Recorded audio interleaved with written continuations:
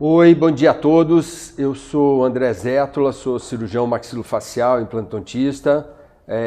E esse é o Dr. Mohamed, nosso colega, Mohamed Bouhadi. Ele é cirurgião bucomaxilo também. E nós participamos da equipe de cirurgia maxilofacial, bucomaxilofacial, aqui do Hospital IPO. Nós temos hoje o prazer de participar dessa live falando sobre as cirurgias de face minimamente invasivas, onde é uma tendência muito moderna para os pacientes que querem ter a vantagem das osteomias de face com um pós-operatório menos doloroso, com menor morbidade, um retorno mais rápido às suas atividades. A gente pode iniciar com as perguntas que já foram enviadas para nós, tivemos uma boa participação. A primeira pergunta é: como é realizada a cirurgia ortognática? Qual é o tempo de duração aproximadamente? A cirurgia ortognática, do grego, quer dizer orto, reto, gnatos, maxilares. Então quer dizer você colocar os maxilares na posição tridimensionalmente correta em relação ao esqueleto facial. Mas acho que o Mohamed pode falar mais alguma coisa aí para vocês. Certo. Vamos lá, senão só fala eu aqui agora. Bom dia a todos, é um prazer estar participando da live aqui no canal da Hipoconecta, né? E é um tema prazeroso, né? Falar sobre cirurgia ortognática, sobre deformidade de face é sempre um prazer, pois é um tema que nós da especialidade dominamos há bastante tempo e da nossa equipe, graças a Deus, a gente tem participa de uma forma ativa na correção das deformidades dentofaciais com muita frequência. Então, sobre o que é a cirurgia ortognática. Então, a cirurgia ortognática é uma técnica cirúrgica que visa tratar e corrigir as alterações de crescimento nos ossos da face, né? Tanto no maxilar superior quanto no maxilar inferior, certo? Esses problemas, essas alterações de crescimento, normalmente trazem ao paciente, ao portador dessa deformidade, né, uma série de problemas, desde problemas funcionais a problemas estéticos, né? E normalmente essas duas, tanto os problemas funcionais e estéticos, normalmente estão associados, né? Então, dos problemas... Só complementando, né, é importante sempre o que o Mohamed está falando em relação ao problema funcional. Muitas vezes o paciente acha que é só estético, né, Mohamed? E fica pensando que ele vai melhorar a estética, mas realmente eu brinco que é um problema funcional. Certo. É aquela história de você ter uma pessoa que é menor, com a perna menor que a outra, que anda mancando, faz uma cirurgia através da ortopedia, o aparelho de Lisarov, aumenta a perna, ela vai andar melhor, vai funcionar melhor, o objetivo da cirurgia é função, mas o ganho é estético. A ortognática vai nessa mesma linha. Então é importante a gente salientar sempre isso. Sim, com certeza, verdade. Então, dentre dos problemas funcionais que esses pacientes portadores desse tipo de problema, eles possuem, dificuldade de respiração, dificuldade na mastigação, dificuldade na deglutição e também problemas oclusais, que é problemas de mordida, né? Vou mostrar agora alguns casos, só para salientar alguns casos desses problemas, né? Então a gente pode dominar o caso dessa moça, podemos nominar esse problema a uma classe 3, né? Um padrão facial 3 com uma má oclusão de classe 3, onde a mandíbula, que é o terço, que é o maxilar inferior, ele está posicionado anteriormente, né, ao maxilar superior, onde o correto seria o inverso, né? Onde a maxila ela deveria estar posicionada anteriormente à parte inferior, e nesse caso está acontecendo ao contrário. Além desse problema, né, estético que fica aparente, né, com a maxila, que é o maxilar superior, está para trás da posição ideal e a mandíbula está para frente, né, a paciente com certeza ela tem uma má qualidade de vida devido à dificuldade também de mastigação, né, visto que esses dentes eles estão totalmente desalinhados, ela consegue tocar apenas 2 ou 3 dentes de cada lado para estar mastigando. Já nesse segundo caso, o problema é o inverso, né? Nós temos uma birretrusão, onde tanto o maxilar superior e inferior estão retroposicionados, estão para trás da posição ideal, né, perante o restante dos ossos da face, certo? E aqui nós vamos ter a mandíbula, que é o maxilar inferior, os dentes vão estar muito atrás dos dentes superiores, também trazendo uma dificuldade na alimentação. E aqui, em casos onde o padrão facial 2 também, onde a face do paciente, esses ossos estão retroposicionados, outro problema funcional que acomete esse tipo de paciente é a diminuição das vias aéreas, né? Então esse paciente, à noite, quando está dormindo, ele sofre por episódios de apneia do sono, né? E roncopatia também. Então essa cirurgia, quando você corrige e avança esses ossos da face, você acaba melhorando e aumentando, né, o diâmetro das vias aéreas posterior e acaba melhorando, né, esse problema da apneia do sono e trazendo muito mais qualidade de vida para esse nosso paciente.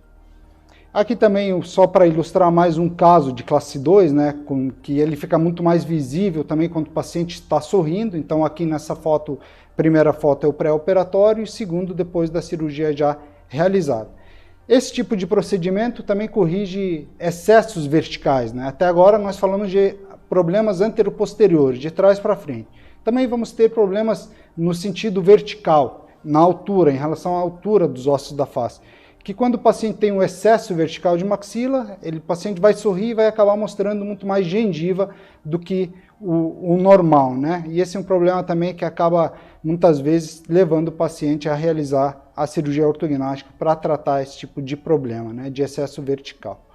E as assimetrias são, além de ter esse paciente ser um classe 3, onde a mandíbula está posicionada anteriormente em relação ao maxila, ele também tem os desvios da face, onde o paciente normalmente relata que tem o queixo torto, né? Está com a mandíbula torta, o queixo torto, isso são as queixas que nós mais escutamos durante as consultas, né? Então, passados esses, a gente já consegue ter uma definição do que é uma cirurgia ortognática e seguindo com alguns exemplos sobre o que é a mesma, né? Agora a gente vai ir vamos responder a segunda pergunta, por gentileza, e depois voltamos mais para frente a falar sobre o tema minimamente invasivo nesse tipo de procedimento, né? Aqui temos uma pergunta, a segunda pergunta seria: tenho mordida cruzada e se a cirurgia ortognática resolverá meu problema? Vou passar para o meu colega, né, para dividir o tempo com ele, né, André? Infelizmente, a gente não pode gravar, dizer que gravou antes da pandemia e ficar sem máscara. É terrível ficar falando de máscara, então nós decidimos alternar as máscaras enquanto cada um está apresentando. A discrepância transversa, né, a mordida cruzada, é você ter uma maxila menor do que a mandíbula. Só para a pessoa leiga que está aí nos assistindo ter uma noção, quando você tem o maxilar superior e inferior mordendo, mastigando, o superior é maior que o inferior. É como se fosse uma caixa de sapato, onde o superior é a tampa e o inferior é a caixa. No caso da mordida cruzada, a mordida estreita, o maxilar estreito, o que acontece? A tampa é menor que a caixa. Isso faz o quê? Que a pessoa tenha um sorriso estreito, normalmente aparece só os dentes da frente e tem uma mordida cruzada atrás. Isso é o molar, em vez de estar por fora, o molar superior, ele está por dentro. E aí o que acontece? Como a natureza é sábia, ela joga esse molar para fora para a pessoa poder encostar. Então é como se você estivesse abrindo a tampa da caixa para encaixar na caixa. Então pode passar a apresentação, que eu acho que é um pouquinho mais fácil ilustrar com alguns casos. Pode passar, por favor? Os problemas transversos, normalmente, quando eles são maior que 4 milímetros, eles são cirúrgicos, a prevalência de 8% a 23%. Hoje, para a solução desses problemas, a gente tem a cirurgia para fazer o alívio nas estruturas ósseas e alguns aparelhos para fazerem o movimento de tração separando os ossos da maxila. Alguns deles são dentosuportados, isso feitos pelo ortodontista, os quais hoje a literatura já mostra que pode causar uma vestibularização excessiva dos dentes que estão apoiando esse aparelho, causando algumas retrações ósseas e até perdas de elementos dentários. E tem os aparelhos, como você vê no slide da esquerda, que ele é apoiado dentro do osso, hoje chamado MARP, através de mini implantes, a ancoragem para cirurgia rápida de expansão palatina. E os híbridos, que ancoram em dentes e osso. A literatura mostra que os que ancoram só em dentes, eles podem deslocar os dentes, causar problemas como a inclinação exagerada dos dentes de apoio, ou se você faz a utilização de aparelhos e não faz a cirurgia. Hoje tem alguns profissionais que tentam esse procedimento sem cirurgia para não ter sofrimento ao paciente, que hoje com a minimamente invasiva não tem nenhuma conexão, essa não invasibilidade da cirurgia, porque a cirurgia é não invasiva. Então, às vezes, causa dores e sofrimentos e até rupturas em suturas faciais importantes. Isso é lógico, é uma aula que a gente dá para os residentes aqui da IPO, dos fellows, os nossos residentes da Universidade Positivo, então vou passar rápido, né? Mas também a vantagem dessas expansões de maxila com os aparelhos e cirurgias minimamente invasivas, a gente consegue melhorar as vias aéreas também. Você aumenta a cavidade nasal e diminui normalmente, segundo a literatura, 1 ponto, né, da tua apneia. Hoje, né, com o trabalho do Dr. Alfaro, que é um dos precursores das cirurgias minimamente invasivas, quando ele publicou um estudo consecutivo, então, case series de 283 pacientes, onde ele mostra essa expansão de maxila com uma incisão tão pequena de 2 dentes, você consegue fazer a cirurgia em 15 minutos, 15, 20 minutos, no ambiente ambulatorial, sob local e sedação. Não tem por que você fazer o paciente sofrer uma tentativa de expansão de maxila sem a cirurgia, principalmente os pacientes adultos. É lógico que os pacientes jovens ou crianças, ele pode fazer só através do aparelho. Aqui um caso, uma discrepância transversa de maxila, a mordida cruzada, só apareciam os 2 dentes, uma dificuldade respiratória que melhorou só com a expansão de maxila. Você vê que melhora o corredor bucal e melhora todo o aspecto estético facial e principalmente o objetivo principal, a nossa função mastigatória. Outro caso, também uma discrepância transversa, paciente com problema respiratório grande, olha a mordida cruzada, você vê aquilo que eu falo, a tampa menor que a caixa, e aí através da cirurgia minimamente invasiva a gente consegue expandir, reabilitar o paciente e devolver uma mastigação correta. Notem que a função melhora e, em consequência, a estética, melhora o corredor bucal.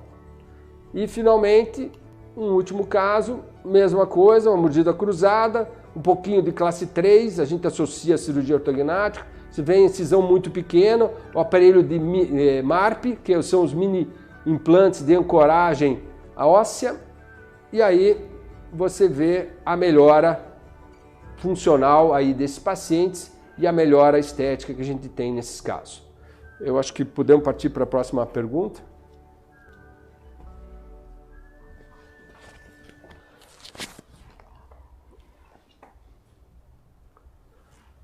Eu faço. Bom dia, doutores. Pode explicar um pouco sobre o pré- e pós-operatório da cirurgia ortognática? Quer responder, amor? Pode ser. Respondemos juntos, né? Então, o pré-operatório da cirurgia ortognática, quando o paciente é diagnosticado com deformidade dentofacial, onde só o aparelho ortodôntico não vai corrigir o problema dentário e também onde a face ela exige uma intervenção cirúrgica para corrigir, para melhorar esse padrão facial do paciente, né? Se inicia com uma abordagem multidisciplinar, onde entra o cirurgião bucomaxilofacial, fazendo planejamento, né, e trabalhando no diagnóstico e no preparo ortodôntico junto com o ortodontista. Então, o ortodontista ele vai instalar o aparelho, vai alinhar e corrigir os dentes dentro das bases ósseas para que o paciente depois retorne, né, dentro de um tempo aproximado de 1 ano, podendo variar para 1 ano e meio, um pouco menos de 1 ano, mas o tempo estimado de 1 ano de preparo ortodôntico, volta o paciente para a cirurgia. Estando pronto para a cirurgia, nós vamos solicitar tomografia de face, escaneamento dos dentes, né? E assim se inicia um planejamento, certo? Com base nos exames de imagem, também no exame facial do paciente, para que possa ser levado para o centro cirúrgico. Finalizado essa parte do planejamento para a cirurgia, vai ser solicitado alguns exames, né? Como qualquer cirurgia feita em ambiente hospitalar sob anestesia geral exige, que eletrocardiograma, hemograma, né? Avaliar o paciente, né? A saúde geral do paciente, para ver se está apto ou não a passar por uma anestesia geral para realizar esse tipo de problema. Agora vamos aproveitar o gancho que o professor André estava falando sobre minimamente invasiva na expansão e vamos falar um pouco sobre a cirurgia ortognática também minimamente invasiva, certo? Podemos voltar para a apresentação lá para a primeira, por gentileza.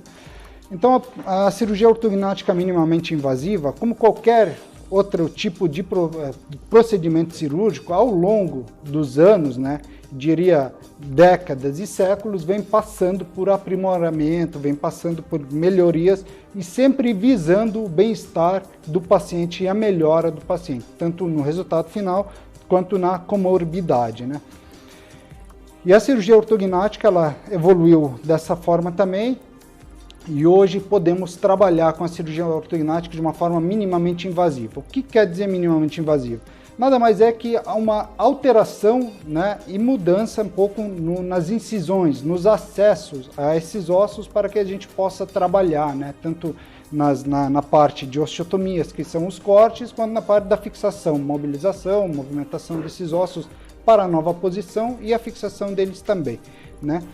Não quer dizer que quem faz uma técnica tradicional, que depois de 6 meses de cirurgia de tempo do pós-operatório, não vai atingir o mesmo resultado de quem opera de uma forma minimamente invasiva, diria, né? Porque o resultado final ele deverá ser o mesmo.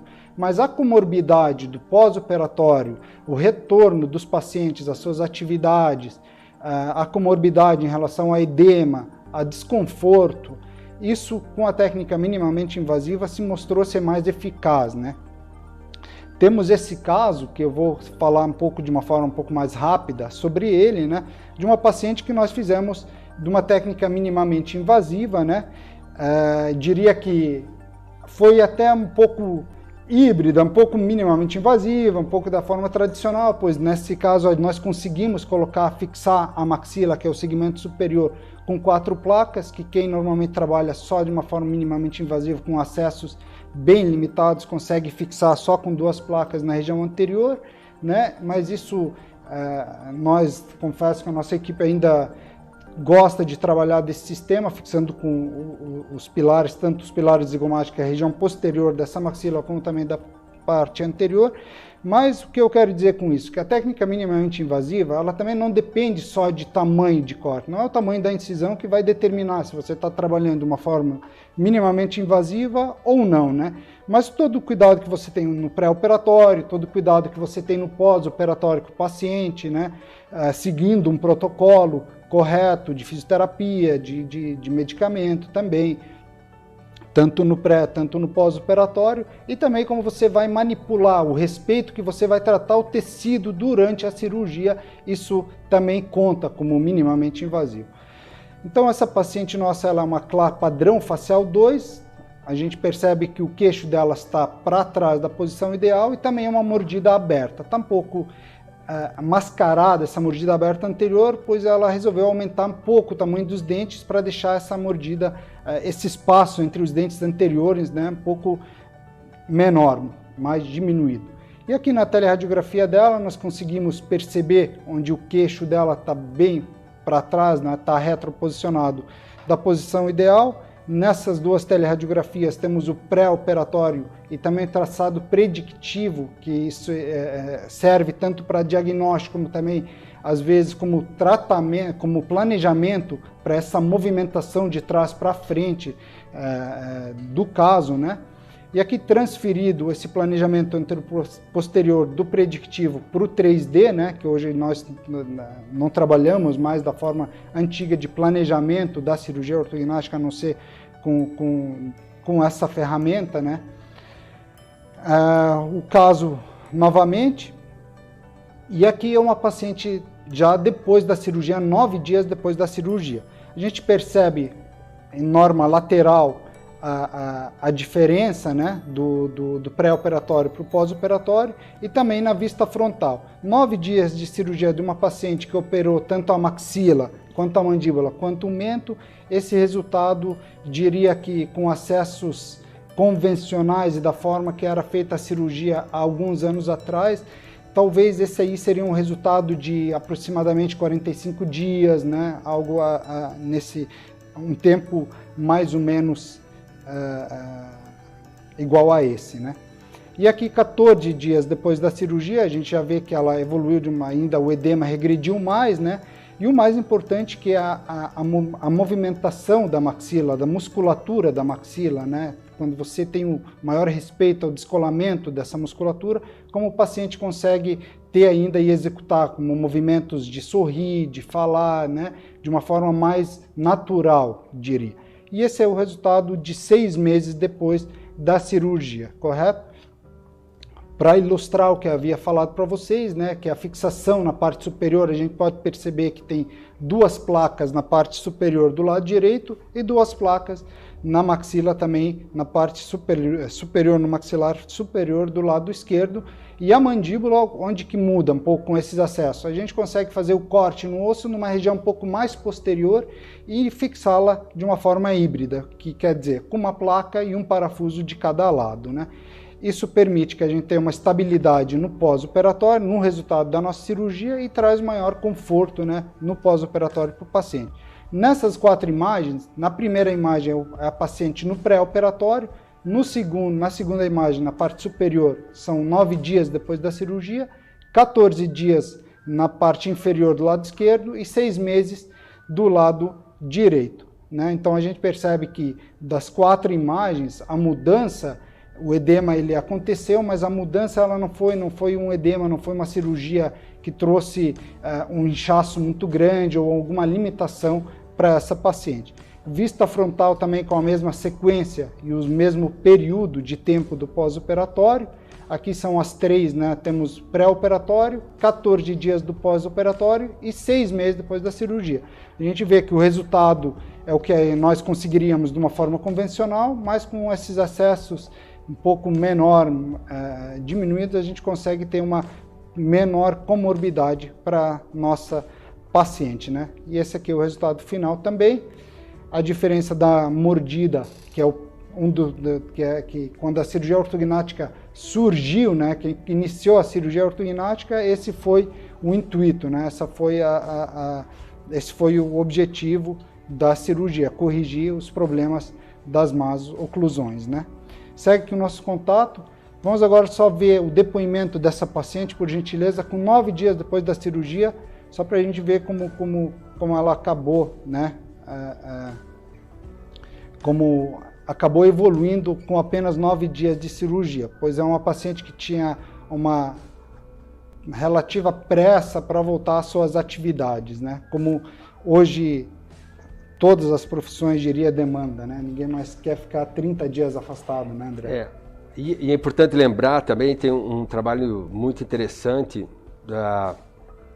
de um grupo do Oriente Médio, que eles mostram que o tempo cirúrgico também é muito importante no resultado pós-operatório, né? Quanto maior tempo cirúrgico, trauma maior, edema maior, sofrimento maior. Certo. Então, como o Mohamed lembrou bem, a cirurgia minimamente invasiva, além dos acessos menores, tem todo um cuidado com o pré-operatório, de você fazer uma dieta antes, mais a base de líquido, menos a base de sódio, ter o cuidado de algumas medicações, tanto para edema, para sangramento nasal, e no transoperatório outros cuidados também, e o tempo, né? Você tendo um cirurgião experiente, claro, onde tem várias cirurgias aí, muitos anos de experiência, a gente acaba, né, diminuindo o tempo, diminuindo a morbidade desses pacientes.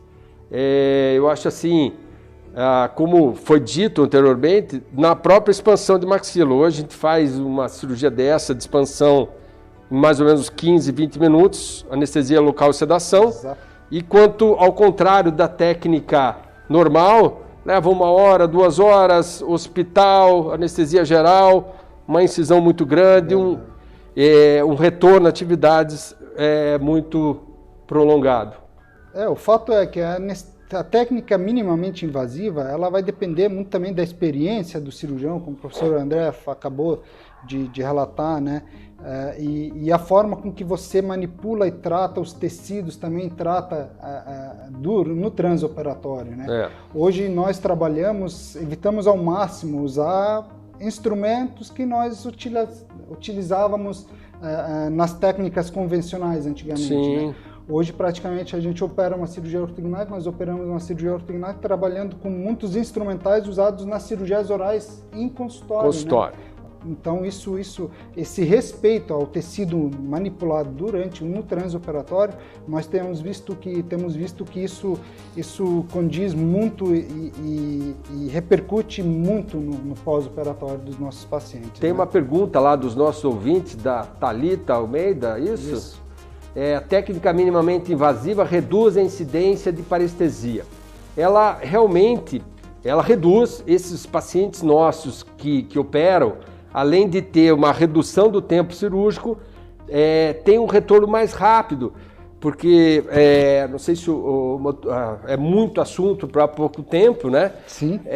Mas eu acho que ele podia fazer uma série 2 desse assunto para a gente continuar falando. Mas normalmente a cirurgia ortognática, segundo a literatura, 3 a 5% das pessoas ficam com o lábio amortecido por um período aí que pode levar 3, 6, até 1 ano e meio. Com a técnica minimamente invasiva, por diminuir a ostomia de mandíbula e ter menos trauma, você acaba retornando aí, às vezes em poucas semanas. Não são todos os pacientes, mas a maioria deles tem um retorno muito mais rápido a essa sensibilidade de lábio. Meninos, por favor, coloquem aquele vídeo que eu mandei. Tem a nossa querida paciente, com 9 dias, ela já fala um pouco também, durante o vídeo, sobre essa parestesia.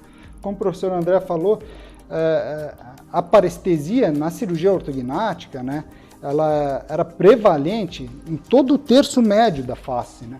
Hoje, quando nós temos a parestesia, ela é mais concentrada na região de mandíbula mesmo, na região de mento, onde o lábio inferior e o mento apenas ficam com uma parestesia e por um tempo menor, né? Pode passar o vídeo? Meu nome é Marga, eu tenho 32 anos, eu era classe 2, mordida aberta, fiz a cirurgia há 9 dias, fiz mandíbula, maxila e mento. E já tô falando super bem, tem um pouquinho de parestesia no lábio inferior aqui embaixo e no queixo. E até agora deu tudo super certo, tô super feliz. Em relação à alimentação, Mara? Alimentação eu já tô comendo pastoso, assim, bem tranquilo, só como com uma colherzinha assim pequena, não como mais de seringa, nem um pouco de outros negócios assim. Já tô comendo normalzinho, assim, só bem molinho. E teve algum desconforto, dores assim? Eu não tive dor, graças a Deus até agora, assim, eu não tive nenhuma dor. Só incômodo do edema, do inchaço, um pouco de dificuldade para respirar nos primeiros dias, para deglutir também, mas não tive dor nenhuma, assim. Os 3 primeiros dias foram, assim, mais difíceis, mas depois foi, assim, mais tranquilo do que eu esperava, na verdade. E deixa eu ver um pouco a sua mordida só, como é que tá? Aí, não temos mais mordida aberta, legal. E deixa eu ver teu perfil, como é que ficou, Marga, por favor. Maravilha, tá lindona. Obrigado. Agora, para finalizar, a gente vai passar um vídeo do depoimento de 2 dias pós-operatório, 3 dias de pós-operatório daquela expansão de maxila sobre a técnica minimamente invasiva. Vocês vão ver o resultado e o edema e o conforto da paciente, quase zero edema e o conforto muito grande. Pessoal, tudo bem? Estou aqui com a nossa pacientinha, 3 dias de operado, né? Daí não fez expansão de maxila, expansão cirúrgica de maxila, 3 dias de operado com a técnica minimamente invasiva. Você vê que não tem nada de edema, certo? Fez uma incisão bem pequenininha, né? Ela até se assustou com a incisão, né, Daiane? Achou que era maior, falou, puxa vida, cadê a incisão? É uma incisão bem pequena, por isso que o edema é pequeno. Dor e desconforto, como é que foi o nível de dor e desconforto, Daiane? É mais desconforto do que dor. Incomoda um pouquinho, mas Incomoda não tem dor, mas nada de vontade de cabeça, bater a cabeça na parede. Não, só não pode rir que dói. Que bom. Então tá, uma cirurgia de expansão, mastomia de forma 1, dividindo meia maxila, olha o pós-operatório, que maravilha. Que bom. E agora, para finalizar, vamos responder mais 2 perguntas aí que nós temos, que o nosso tempo está praticamente estourado. A pergunta é: usei o aparelho por longos anos e só agora descobri que posso fazer uma cirurgia ortognática. Terei que usar aparelho novamente na chamada fase de descompensação? Olha, é difícil responder o caso sem observar, mas normalmente, como o Dr. Mohamed comentou, quando a pessoa é classe 3, o queixo para frente, vamos usar esse exemplo, então aqui está o maxilar inferior, aqui o superior, a natureza faz com que esse dente venha para frente e esse para trás para poder mastigar. Com a compensação ortodôntica, esses movimentos são acentuados para melhorar a mastigação. Se tiver assim, com o objetivo da cirurgia função, eu não vou conseguir operar. Então, realmente, eu vou ter que puxar com o aparelho o dente para trás, o de baixo para frente, aí eu vou ter a posição certa e o osso na posição errada. E aí, no momento que eu colocar osso na posição certa, eu vou ter dente em posição certa, osso posição certa. Provavelmente você vai ter que usar o aparelho para descompensar, para fazer a cirurgia. Eu acho que você podia responder a última aí, Mohamed. Sim. Então tem aqui também seguindo a linha da descompensação, por que na fase de descompensação o formato do rosto muda? Estou sentindo ele mais largo e com a cara de mais velha. Após a cirurgia voltará ao normal? Então o que seria a fase de descompensação? É onde o paciente instala o aparelho ortodôntico com a finalidade desse aparelho levar os dentes para a posição e para a inclinação correta no osso, que será posteriormente movimentado durante a cirurgia. A nossa pele, ela vai repousar, principalmente na maxila, ela vai repousar em cima dos dentes e o rebordo alveolar. Se eu estou com os dentes bem inclinados para frente, compensando um problema que é ósseo, problema esquelético, vai parecer que minha parte aqui da maçã do rosto, a região subnasal, essa região pré-maxila, vai parecer que ela está mais afundada e o lábio um pouco mais projetado.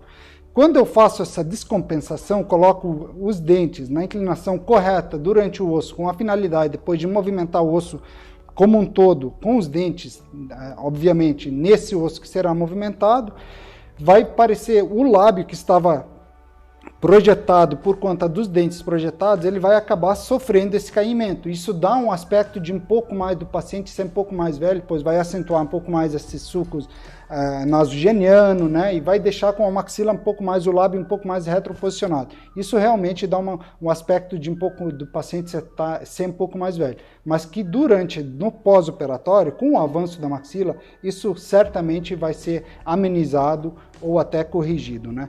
O interessante é que essa cirurgia, o que nos deixa maravilhado também nesse procedimento, é que tem que ser, embora os problemas, seja classe 2, classe 3, face curta, face longa, cada paciente ele vai responder de uma forma, né, pois tem os traços daquele paciente, as características que são individuais, né? Por isso que a gente não pode colocar todo mundo no mesmo bolo, né? Fato é que é uma cirurgia magnífica, com um prognóstico belíssimo. Eu, particularmente, tenho dedicado os últimos 12 anos a trabalhar só nisso, né? E ao lado de um grande parceiro também, amigo e competentíssimo cirurgião, a gente tem tido cada vez mais resultados bons, né? Então, agradeço demais quem estava assistindo essa live, né? E nos colocamos à disposição para responder as perguntas que não acabaram sendo respondidas, né, por falta de tempo, mas eu deixo meu e-mail, meu telefone, podem mandar que será um prazer respondê-los, né, através dessas outras ferramentas, ou fazer parte 2, né, o retorno, né. Tá certo? Prazer aí, pessoal. Obrigado. Pessoal, agradecer a todos, agradecer ao IPO, ao Dr. João pelo convite, ao pessoal aí de trás, os bastidores aí pela brilhante, né, condução, as meninas aí pelo roteiro e a todos vocês aí que participaram, muito obrigado pelas perguntas, infelizmente não dá tempo. Quiserem, né, como o Mohamed botou os contatos, se quiserem entrar no nosso Instagram, Dr. André Zétola, ou através da IPO, marcar uma consulta, serão muito bem-vindos aí. Muito obrigado a todos. Isso aí.